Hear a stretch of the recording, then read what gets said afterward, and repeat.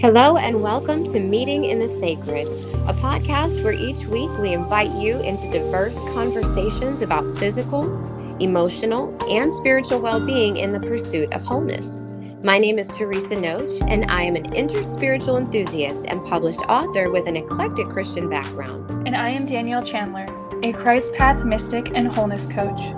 No matter where you are in life, if you are curiously seeking, deconstructing, reconstructing, struggling in your faith, or just feeling lost, you are welcome here.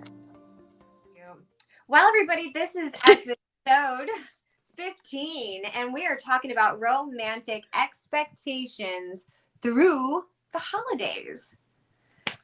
Valentine's Day is on the way. And Valentine's Day in America is for everyone now, isn't it?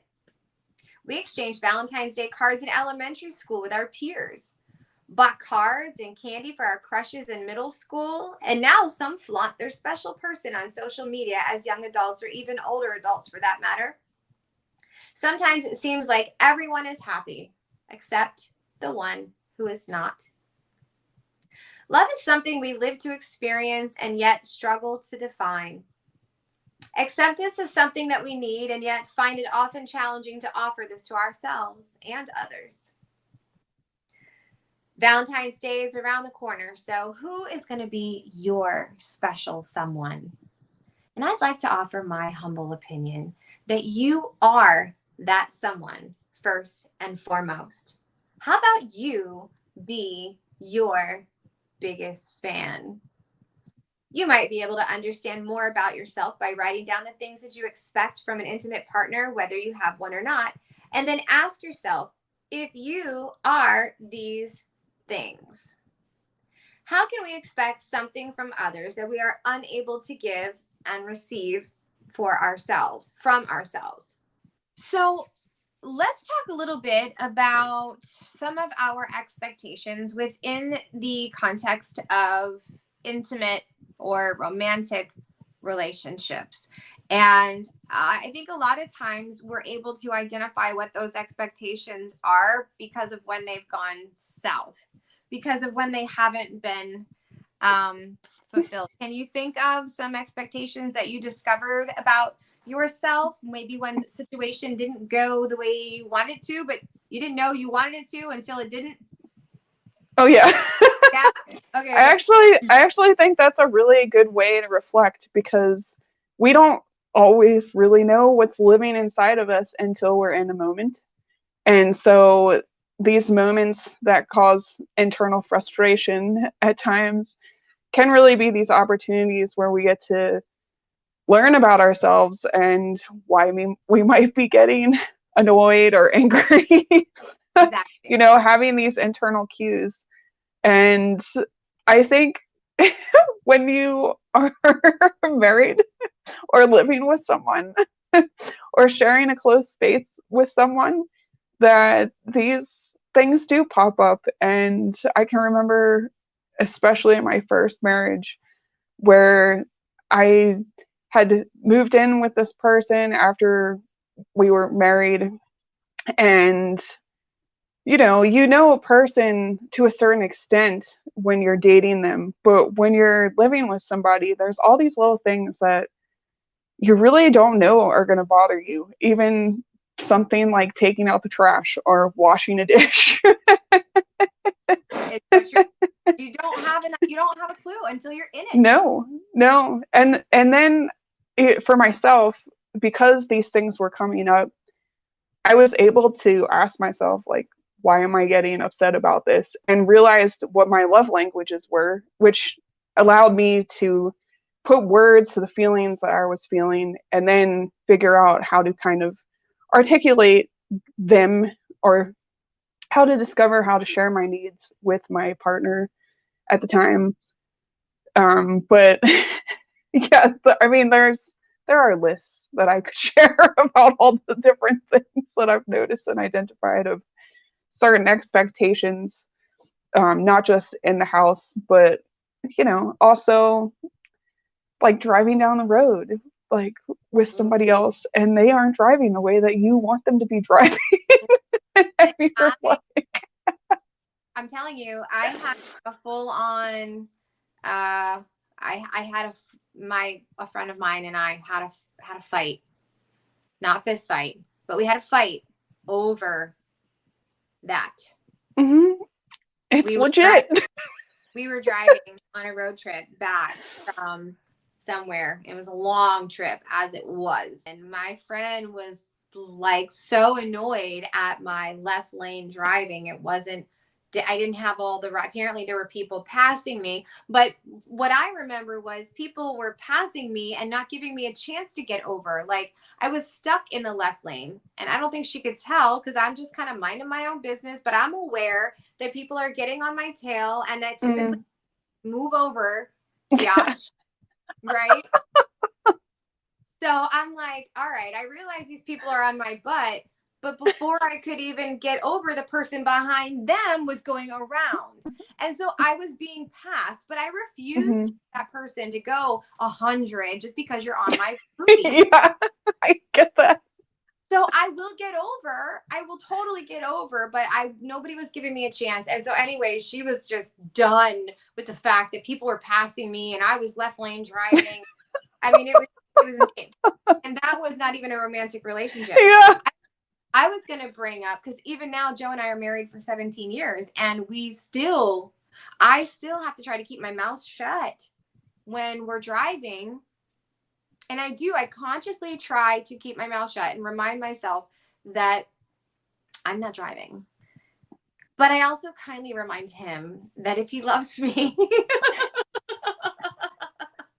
and if he cares about my well-being, he might not want me to have to take anxiety medication just to get in a car with him. But if it's raining, it might not be an option. I've had to say to myself, like, okay, because I too have had experiences where I felt like I've seen my life flash before my eyes driving with my husband. And I'm like, okay, let's try to bring this in. And I'm like, how many car accidents has he actually gotten in? Like none, you know? So I'm like, I'm trying to remind myself, like, he has survived like this long. So all it takes is one, okay? All it takes is one. I know. And I don't want this to be that one, all right? No. But, when Joe and I were dating, I can think, because a lot of people that are listening aren't all going to be married and they might just be dating somebody. And ultimately, we want these expectations of theirs to show them about the things that they could do to honor themselves more, Mm-hmm. things that we expect from other people. We can often ask ourselves, do we even do that for ourselves? I mean, the things that I want from somebody else, they're going to mirror back to me what I'm willing to give to myself, So, but I remember when Joe and I were just dating, and I had a very open personality when it came to exes and guy and girl relationships, meaning like just like platonic relationships. So if I was dating somebody, and I didn't do a lot of dating, I mean, I did some high school dating, and then I got married. But I was with my first husband from 18 to like 20, and then I did a little bit of dating in between him and when I met Joe. So I didn't do tons of dating, but when I did do the dating, I especially between my first husband and Joe, I had learned so much about what I didn't want and what I did want, and to not really care. Really, I was just kind of in this place of like, I'm not going to let my heart really go anyways. So you can have all the chick friends you want, right? I'll be that cool girlfriend. I will be that cool girlfriend because I'm just here to have fun anyways. So I didn't really have a lot of expectations in the dating time clarified. And so by the time Joe and I started dating, it just kind of happened. We were friends, and then next thing you know, we're more than friends.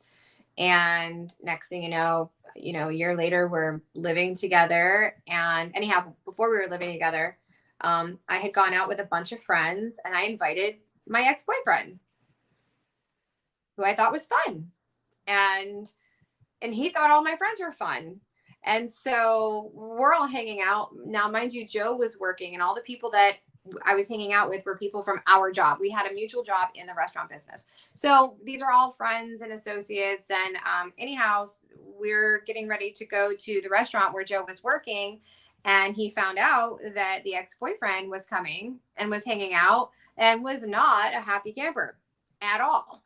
And I was shocked. I was literally shocked. I was, and he couldn't believe that I was so shocked by that. But that went on to be something for the next few months that we had no clarity around. Like, what are the boundaries around other platonic relationships? What is okay? What isn't okay? You know, and we never clarified those things. So I think the expectation that the expectation I wanted, what I wanted was transparency and honesty.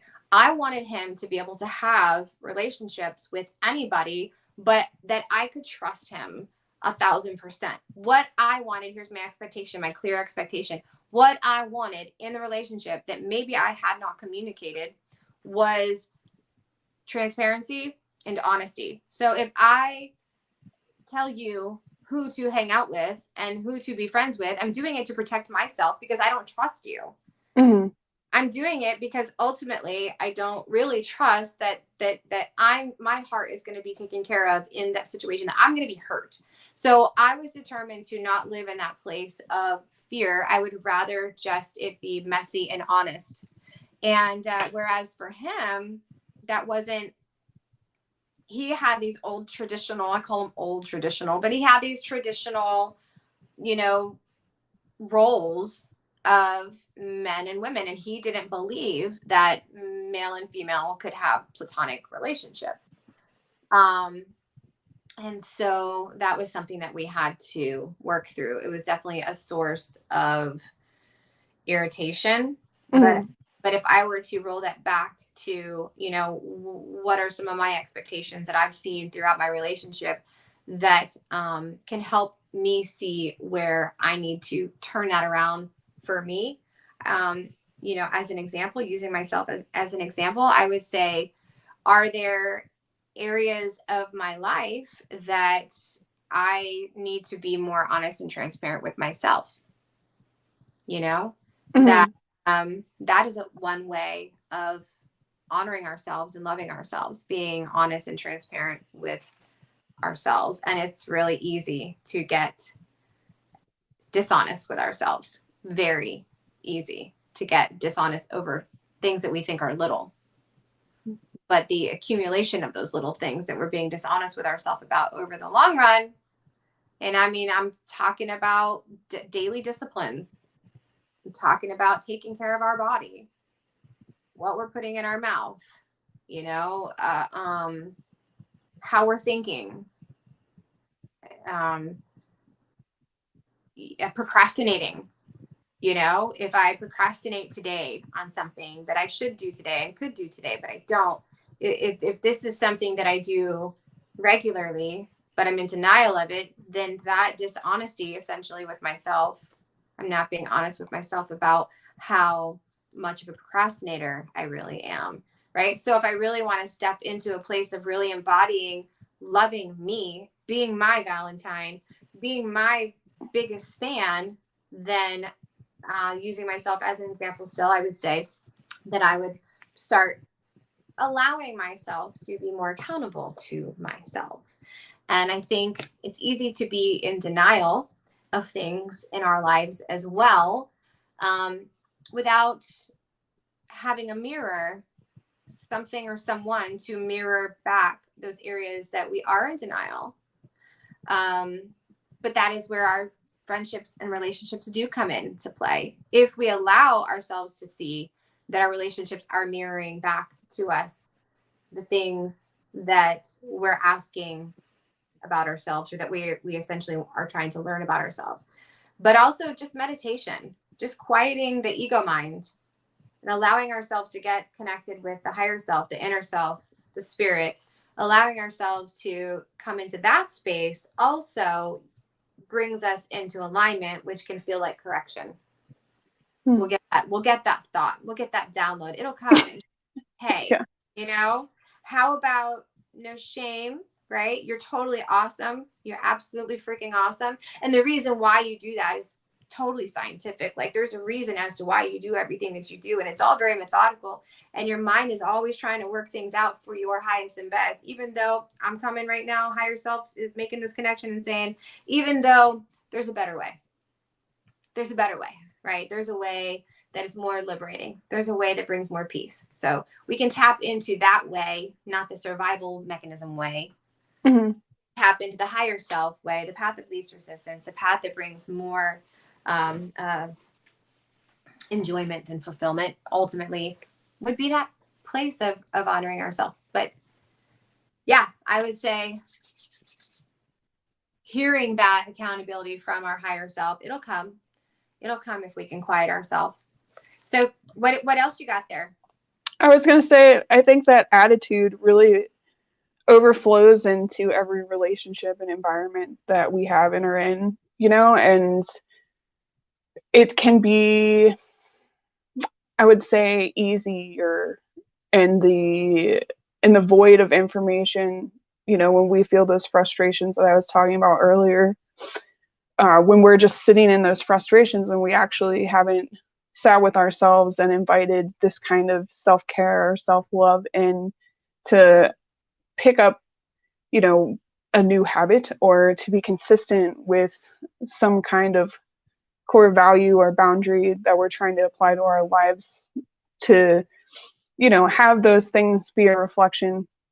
But I feel that when we are truly in that space of aha and really doing even little things to love ourselves, it really does overflow and impact our relationships and our environment, because you can't help but spill out. You can't help but have that type of love spill over, and the attitude of wanting to have different solutions and have different ways of connection and have different ways of establishing health into our relationships and into our environments manifest. It's just a byproduct of self-love and self-care. So I love how you put that.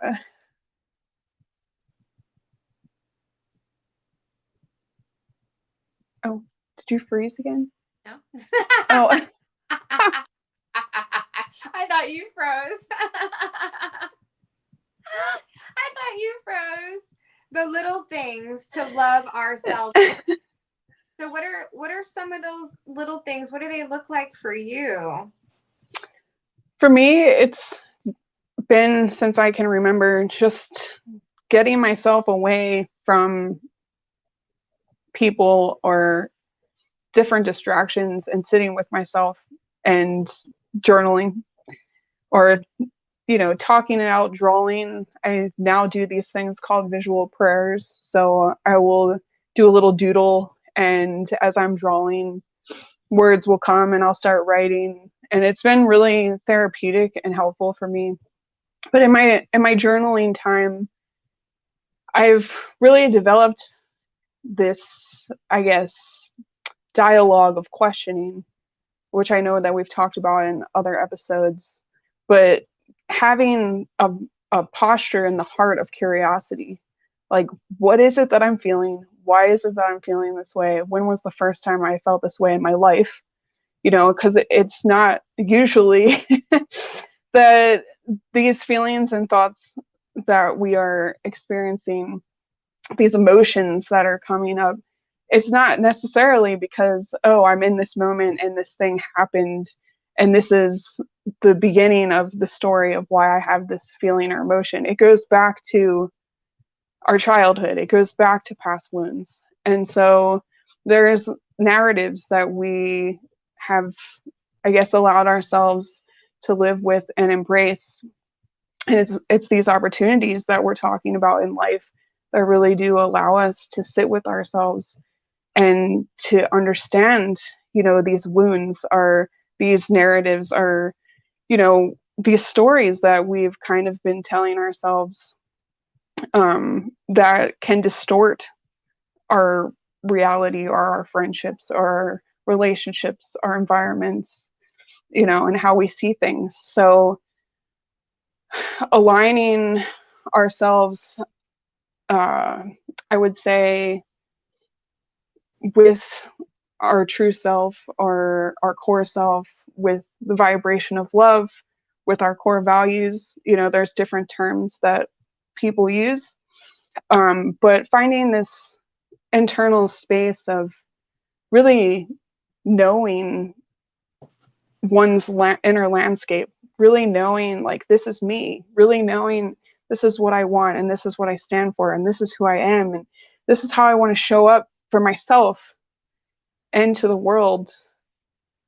It's in that space that, from my experience of my own journey and working with people, that's where people feel secure, and they feel significant, and they feel accepted through that relationship with self. And everything that's cultivated in that space pours out and overflows into each relationship.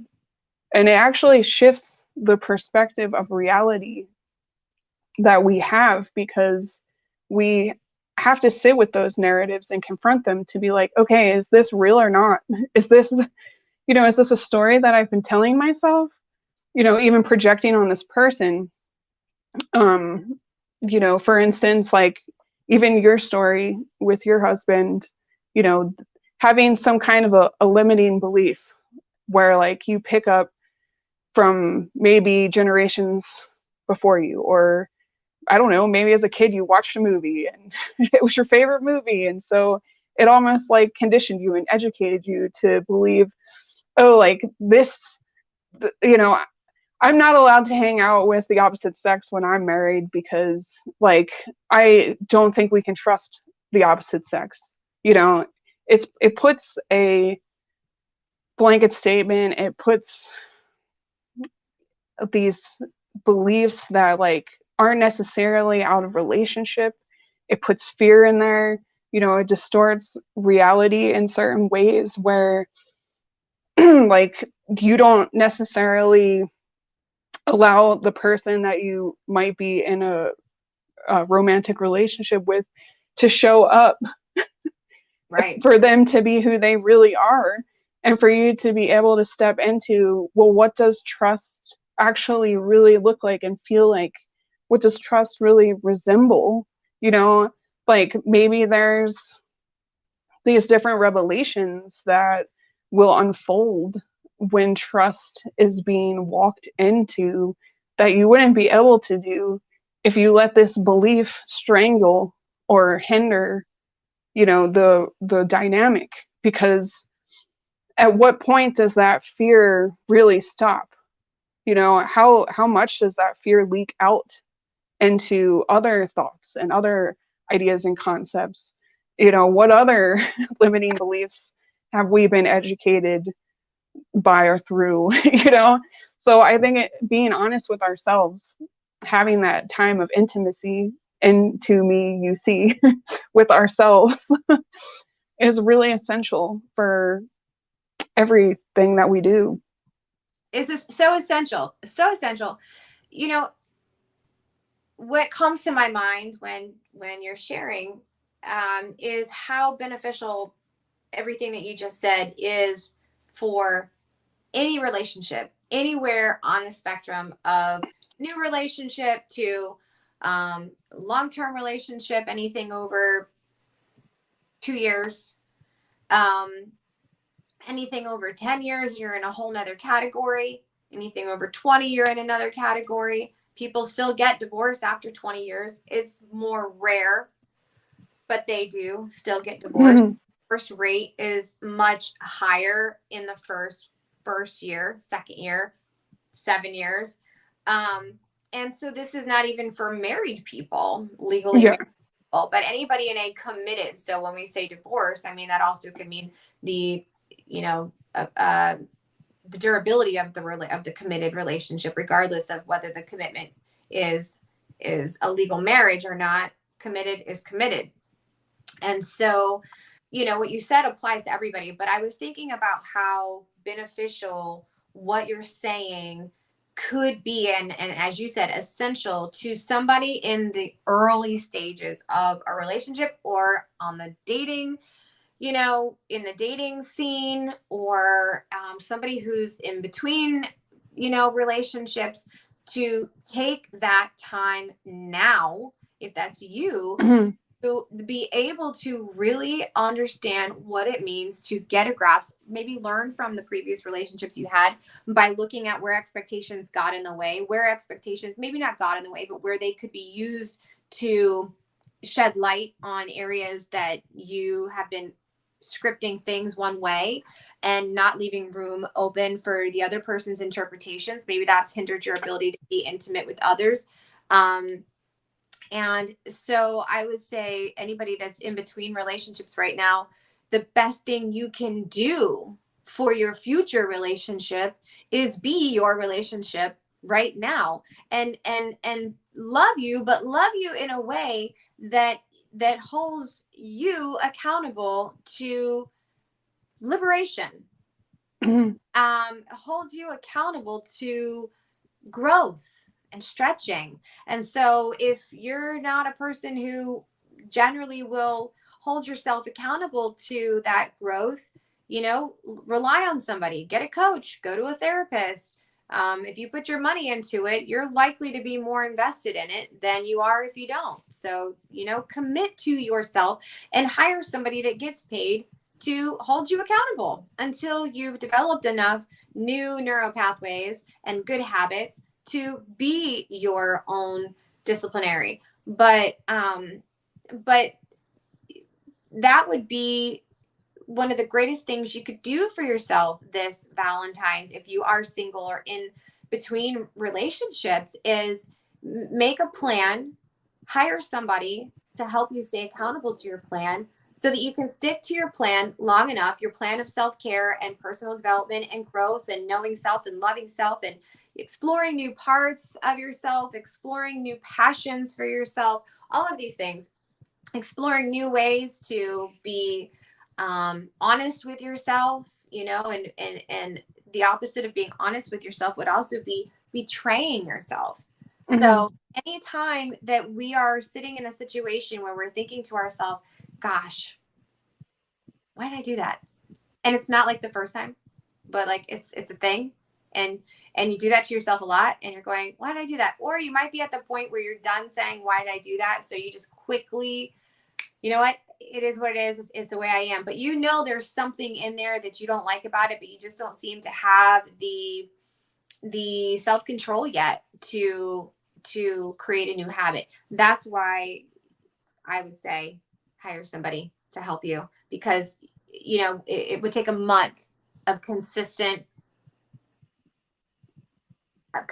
effort to make some new really awesome habits. So if you have to invest in something, Mhm. do that.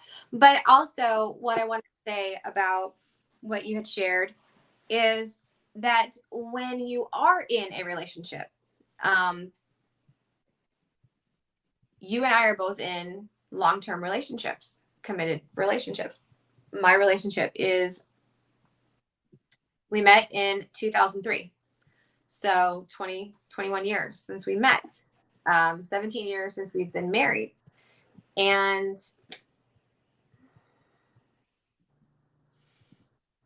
people in the pseudo spiritual community, I say pseudo because there doesn't seem to be accountability in a lot of these pockets of spirituality, where people are going through their spiritual awakening and they no longer vibe at the same frequency as their partner, their committed relationship. It is no longer a good fit. And so they got to go. And I have talked to some really mature, awesome people in different spiritual platforms that are like so over that mentality. They're over it. They're like, you know what? If if my personal growth and my personal development cannot continue with this person that I've committed to in my life, then what kind of personal development is it really? Because it's contingent upon how they are. My happiness, my spiritual growth, my personal growth, my health is contingent upon what this person thinks and how they choose to act today. So I think it's different when you are in a committed relationship. On many levels it's different, because if there are children involved and you go through some type of transformation and you are now seeing life through a whole different lens, but your person who you have children with is not vibing on this same level with you, and you feel there's now more frustration in your situation than there was before because you've changed, and in your mind you're a better person and they don't like the better person maybe, and that happens too. It happens. But I would say unless somebody is in genuinely an abusive situation, if it is simply because I have a different perspective on the world and I have a new liberty and a new freedom, and my partner who I met 20 years ago doesn't see things that way, and I'm just tired of their grouchy BS because I'm a happy butterfly and I'm just going to go be a happy butterfly. You know what? That is really, in my opinion, that is superficial surface pseudo spirituality. The real spiritual growth is getting in there and being able to love yourself, be at peace, live your life, show up as your highest and best self, and still find a way to see the best in that person. If they cannot handle that, then they can vibrate their way right on out of your life. But if you can, and I'll say on the last episode that I've been listening to Esther Hicks, and when she talks about relationships, and relationships that are in some kind of turmoil, she says you think about the person in a positive light, and you will shift the energy that you're finding to be frustrating about the person. So circling back to expectations, obviously, if I am frustrated with my spouse and irritated with them and turned off by them, and Valentine's Day is coming up and I don't really even want to hang out with them, let alone but they better get me a card and some chocolate and have something planned, right? Like there's those expectations. I'm just saying, if you're in this committed relationship and Valentine's Day is coming, but you guys don't talk, you guys don't date, you guys don't really enjoy each other's company, right? And now here's Valentine's Day. So who's going to do what? What's our budget? What do I expect? What do I want from you? But as Esther Hicks would say, find the way to change the emotion that you're experiencing when you think about this person. And that could be challenging at first if the person that you're trying to think positively about, you have been thinking negatively about for a long time. And, maybe rightfully so. Maybe they're grumpy. Maybe they haven't been reliable. Maybe they have been miserable to be around. Maybe they're not taking care of themselves. Maybe whatever the reasons are that you see yourself as growing and then they're just staying stuck in the stuckness. If that's truly the case, that you're the one that's growing, then you have all the power in some ways to be able to shift the energy that you're putting forth in that relationship. And I've done it.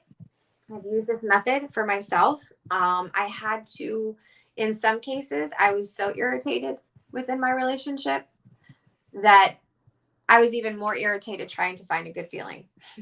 It's like, dang, wow, is it that bad? Like I can't even find. And then Esther Hicks would say, doesn't matter how far back you have to go.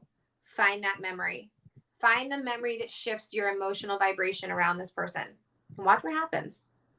I think So, sorry, I was going to say that you're bringing up a lot of really good points. And I don't just see what you're sharing only in certain spiritual communities, but I've found that in our society, a lot of people are driven by feelings and they aren't in tune with themselves as far as knowing what their core values are.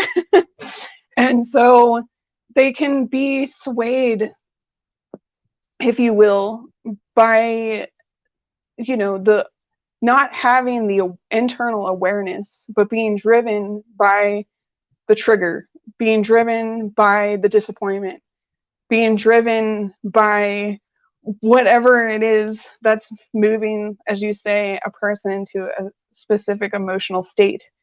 And that's why I appreciate moving into a space of humility and going inward to ask these questions, because it's taking ownership and responsibility of what you are feeling and your life, and then trying to realign back to your true core values, not just of what you value, but what you value in a relationship. And what I've found in my own life and working with people is that connection is the number one tool, or the number one source of not only bringing healing, but to having a healthy, intimate relationship. And that doesn't necessarily have to be in a romantic relationship. I mean, a connection in general in our society, no matter where you are, feeling connected to a leader, a teacher, your boss. It doesn't have to be something romantic, but it's feeling like I feel seen, I feel heard, I feel valued. I feel like I have purpose here, And so for myself, moving through certain steps of asking the questions that's going on with my internal self, understanding why I'm agitated or frustrated or upset, taking ownership of those feelings, thoughts, and emotions, and then humbling myself to realize, okay, I can do something to move forward to meet this person. What can I do? How can I reestablish connection? How can I use my voice? How can I behave? How can I make choices so that, like, I know I can do something and I don't have to feel like a victim to my thoughts and feelings of what I might be projecting onto the situation that might actually might not actually be real. you know Because we do we get going in this victim. It is victim yeah. mentality, and regardless of, like I said, regardless of how right it is, we only soak in it once we've accepted that we are powerless about it. Yeah, which, I mean, understanding trigger responses or like cues, moving into black and white thinking, moving into states of cognitive distortions, becoming aggressive and rigid in our thoughts, and projecting like these all or nothing thinking onto different like situations and how we perceive things, feeling the fear, of a stress response, fight, flight, and freeze. Are we trying to argue with somebody? Are we actually trying to remove ourselves from a situation? Are we shutting down? Are we giving in?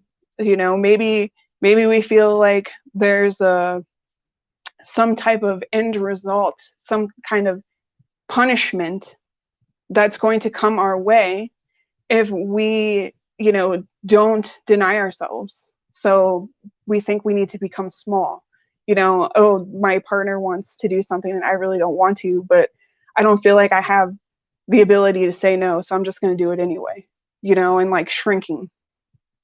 It's like being able to identify, again, are these things that I'm feeling actually a part of a trauma response? They're a part of my past, they're a part of my pain, a part of my internal narratives that are driving me to do things that I really don't want to do? Or am I aligning to my heart space, the core part of myself, that these this self-love that I have for myself can overflow and build intimacy and connection to restore my relationship with my partner, my spouse, the one that I love and want to show affections to. The one that we love and want to show affections to. And when we have forgotten that, Mm-hmm. when we have momentarily, because of the emotional state that we're in, be it we're triggered or we're just triggered because Yeah. you know, if we're just triggered, or, part of me wants to say that there might be a significant, friction, okay, that's there. There could be a significant issue that needs Yeah. attention. And Mm-hmm. only you know what that is, but on in a generalization of relationships, not specific dysfunctions or anything, but just kind of general frustrations, relationships going sour, not that great. I'm happier when they're not around because I Mm-hmm. can do whatever I do and they're not going to say anything about it. But we're together, we're married, whatever. Maybe it's lost its flavor. Uh, Esther Hicks also said that if the bubble, what does she say? Let me pull it back up. When the gum runs out of flavor, blow more bubbles. And I found that to be really cool listening to her, Mm-hmm.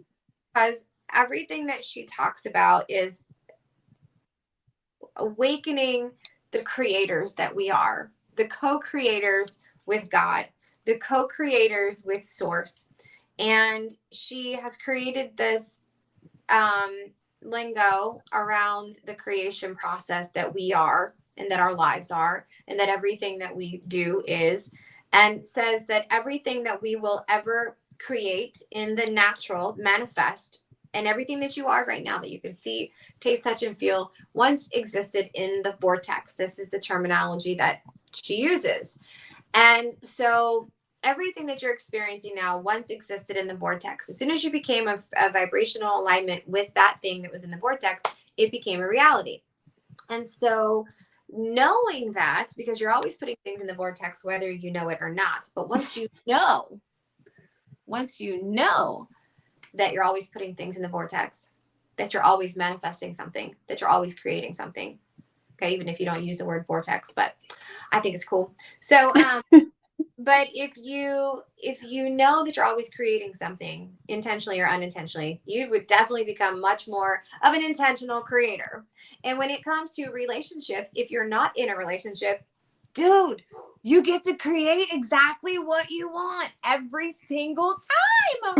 So here's the thing, every single time you're creating exactly what you want. The problem is when you get it, you have all these things lined up on the inside getting ready to tell you why you don't want to keep it, right? Or you possibly, have created exactly what you want and then realize that you don't want it anymore because it now has XYZ attached to it and I don't want that part, right? So you have the opportunity to create exactly what you want, to put that relationship in the vortex, and you get to start first by identifying exactly what it is that you want in a relationship. Then asking yourself, how can I meet those needs for myself first, with myself, with a relationship with God, like you were talking about earlier, like connection.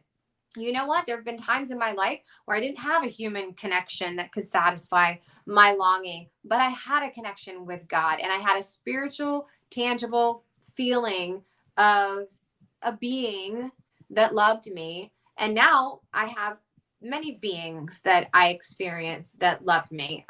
Just last night when I was going to bed, it was really cool actually. I was starting to have like a kind of a little bit of a rat brain, getting a little bit anxious about things. Sometimes bedtime is when it'll hit me. Um, and I was praying, and all of a sudden, I got this picture in my head of an abuela, like a old grandma sitting in a rocking chair, just knitting away. and singing these beautiful little medicine hums that I hear in medicine space. Like, imagine if you were in like the deep Amazon and you're in like this little dreamy tribe and you're going to sleep and abuela's knitting, and it was very tribal. And I was like, oh, this is great. It was happening in my head and it soothed all of my starting to spiral anxieties. And it was like I was then suddenly a child who was being comforted by the sound of grandma's voice as she was Hmm. knitting in my room.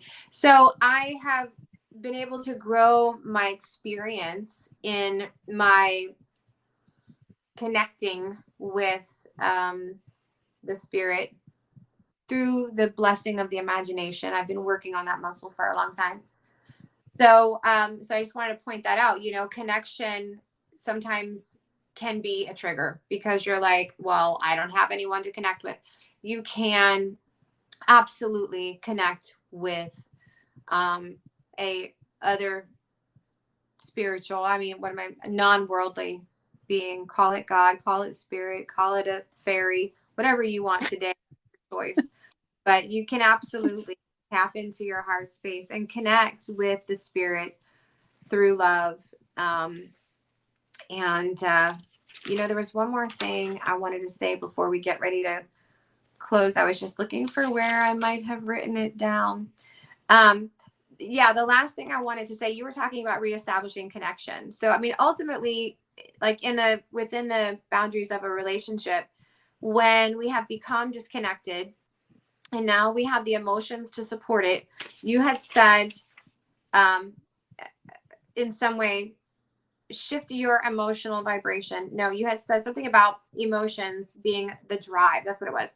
And emotions are the powerful drive of our nature. The emotion is what drives us to take action. And so, if the emotion that I am embodying surrounding the person that I once really loved and wanted to be with for my whole life, if the emotion surrounding my thoughts and that person are uncomfortable, painful, angry, bitter, resentful, frustrated, untrusting, hurt, whatever, abandonment, whatever these feelings that I'm feeling towards the person, if I have the power, and I do, you do, have the power to shift your emotional vibration from what we said before, the victim being stuck in what's not right about the situation, if you can shift the emotion into a place of feeling, literally feeling good feelings towards that person,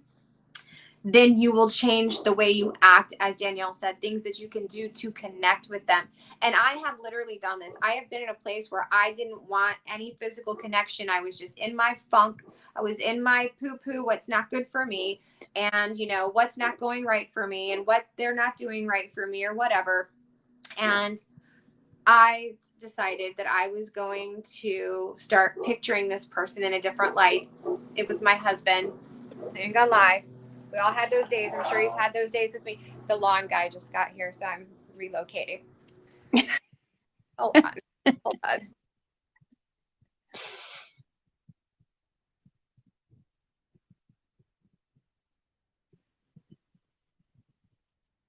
You're on mute. Okay. So it worked very, very powerfully. What I did was I went back into the reservoir of memories. And some people would say, don't live in the past. Listen, if you have to go into the past for a good memory, for a like, when we met, the first night we kissed, whatever, if you have to go back into the past to pull out something that gives you a different feeling about this person, do it. That is going to change. And so then what you do is you start to marinate on that, meditate on that, think about that time. It works, it works, it works. Think about that time. If it was that one thing, and what happens is you will begin to find it easier to come up with more things. Next thing you know, you're saying to yourself, gosh, I could be nice to them. Matter of fact, maybe maybe I was being a little bit of an antagonist this morning. Maybe I was being a little bit of a bully this morning. I could apologize. I could apologize. And you can shift everything like that. Mm-hmm.